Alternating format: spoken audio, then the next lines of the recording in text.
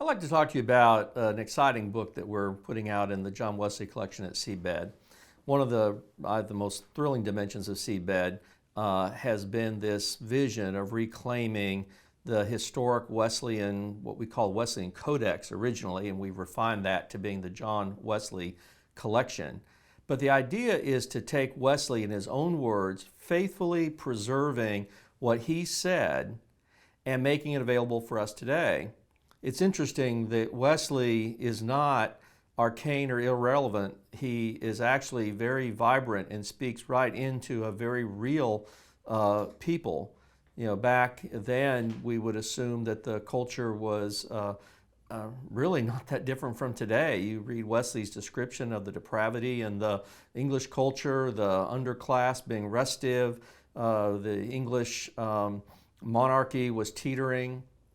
And into that, Wesley spoke Holy Spirit power, and the country was completely overwhelmed with a spiritual renewal, which is kind of what we're praying for today.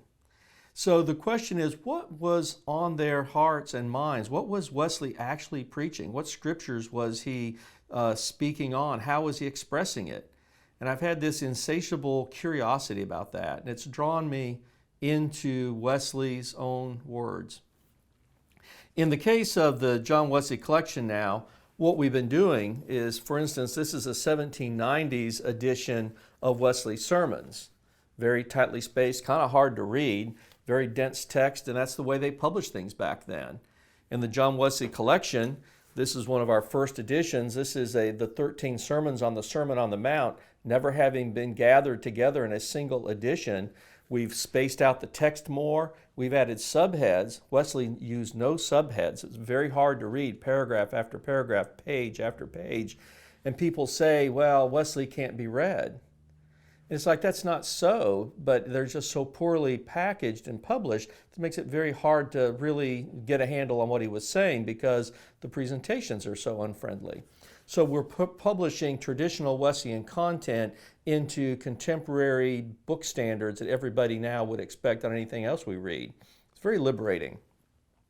But another habit that I've had is rummaging through old bookstores, and you never know what you're going to find, and I invite you into that little habit of mine. But when you get to an old bookstore, start looking for Methodist things, and they're always there, and it can even be an antique mall with a book section. And some time ago, I came upon this book called John the Baptist Among the Methodists, published by the Joyful Noise Book Room in London in 1898. Fascinating little book about a revival in England around the turn of the century, around 1900.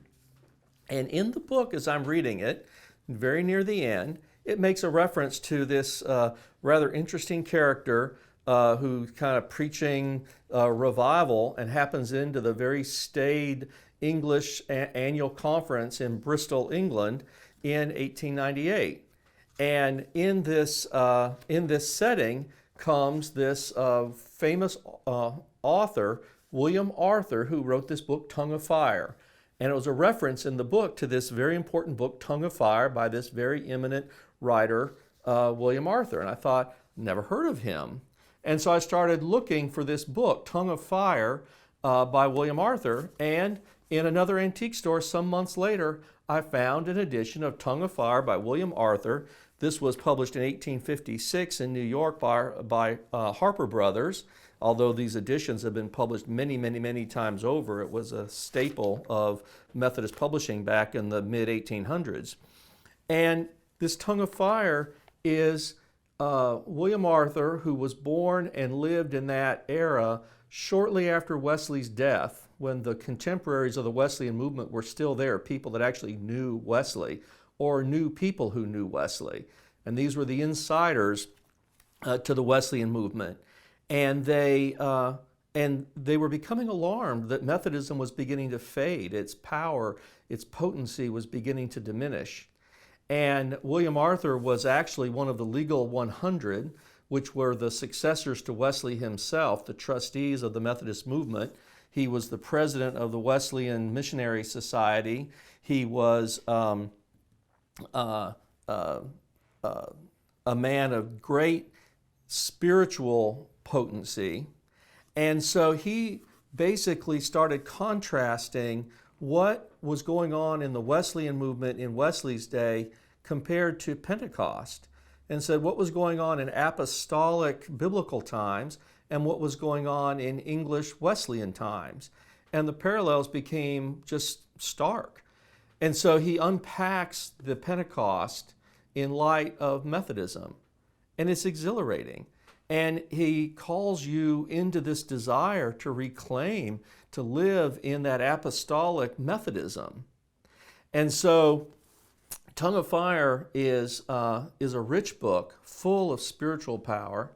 It was written in an era, it was 50 years before Pentecostalism emerged in America, 100 years before the charismatic movement emerged in America, and yet it was striking those same chords. People of the Spirit always are anxious, always lonely, always hungering for a deeper, true movement of the Holy Spirit. And William Arthur hungered for it. Methodists today hunger for it.